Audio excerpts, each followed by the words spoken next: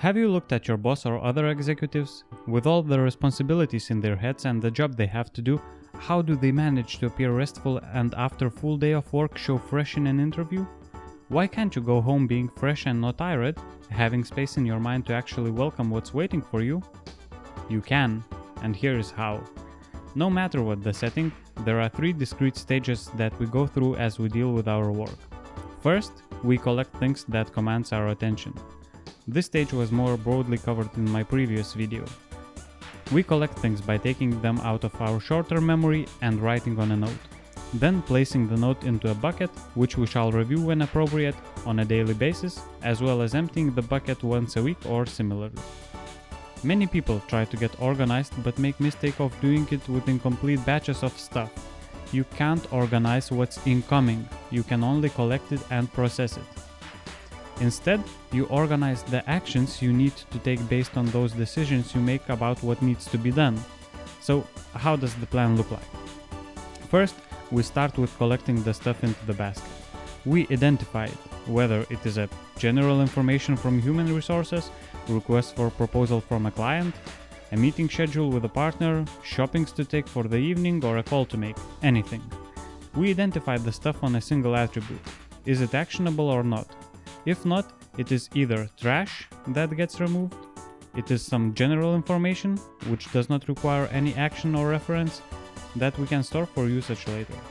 If it is actionable, the question is, will it take less than 2 minutes to perform? If so, just do it.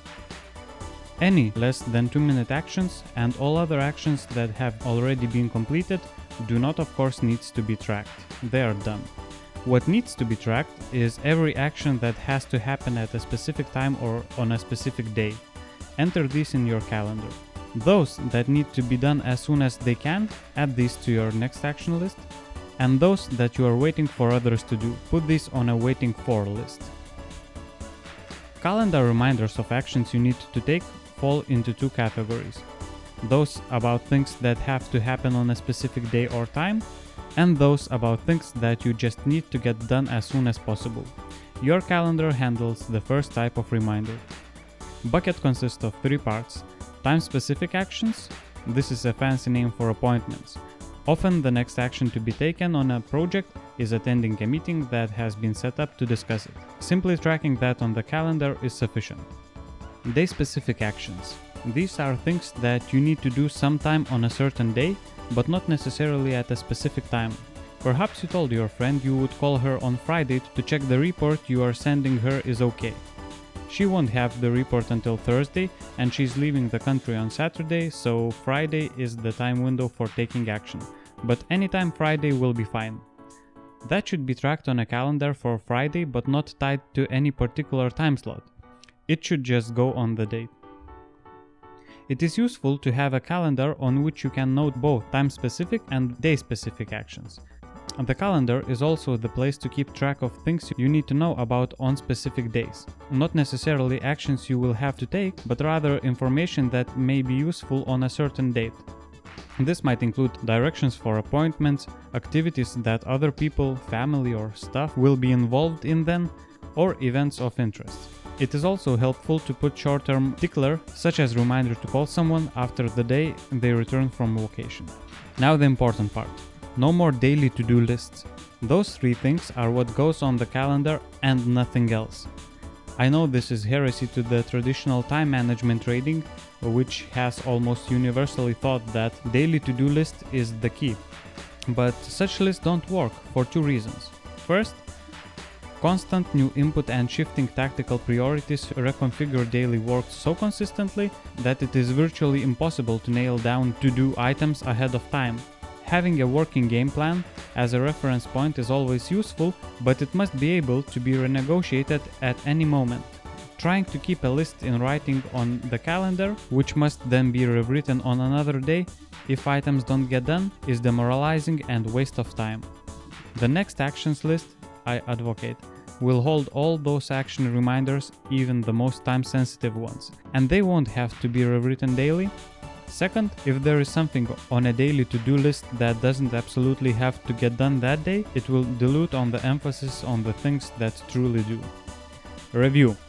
It is one thing to write down that you need milk, it is another to be at a store and remember it. Likewise, writing down that you need to call a friend for the name of an estate attorney is different from remembering it when you are at a phone and have some discretionary time. You need to be able to review the whole picture of your life and work at appropriate intervals and appropriate levels. For most people, the magic of workflow management is realized in the consistent use of the review phase. This is where you take a look at your outstanding projects and open loops on a weekly basis. It is your chance to scan all the defined actions and options before you, thus radically increasing the efficiency of choices you make about what you are doing at any point of time. Everything that might potentially require attention must be reviewed on a frequent enough basis to keep your mind from taking back the job of remembering and reminding. If you are like most people, you have found that things can get relatively out of control during the course of few days of operational intensity. That's to be expected. You wouldn't want to distract yourself from too much of the work at hand in an effort to stay totally squeaky clean all the time. But in order to afford the luxury of getting on a roll with confidence, you will probably need to clean the house once a week. The weekly review is the time to gather and process all your stuff, review your system, update your lists, get clean, clear, current and complete. Most people feel best about their work the week before their vacation. But it is not because of the vacation itself. What do you do the last week before you leave on a big trip? You clean up, close up, clarify and renegotiate all your agreements with yourself and others. I just suggest that you do this weekly instead of yearly. Assuming that you have collected everything that has your attention, your job now is to actually get to the bottom of in. Getting in to empty doesn't mean actually doing all the actions and projects that you have collected, it just means identifying each item and deciding what it is, what it means, and what you're going to do with it. When you're finished processing in, you will have trashed what you don't need, completed any less than 2-minute actions, handed off to others anything that can be delegated, sorted into your own organizing system reminders of actions that require more than 2 minutes, and identified any larger commitments project you now have based on the input. I bet you feel much more comfortable with such a clear outcome. Now here are a few tips. Do not overreact. Imagine throwing a pebble into a still pond. How does the water respond? The answer is totally appropriately to the force and mass of the input. Then it returns to calm. It doesn't overreact or underreact. Anything that causes you to overreact or underreact can control you, and often does. Responding inappropriately to your email, your staff, your projects, your unread messages, your thoughts about what you need to do, your children, or your boss will lead to less effective results than you might like. Most people give either more or less attention to things that they deserve, simply because they don't operate with a mind like water. To sum up, you can train yourself almost like an athlete, to be faster, to be more responsive, more proactive, and more focused in the knowledge work. You can think more effectively and manage the results with more ease and control. You can minimize the loose ends across the whole spectrum of your work life and personal life and get a lot more done with less effort. Before you can achieve any of that, you will need to get in the habit of keeping nothing on your mind. And the way to do that, as we have seen, is not by managing time, managing information, managing priorities. Instead, the key to managing all of our stuff is managing our actions.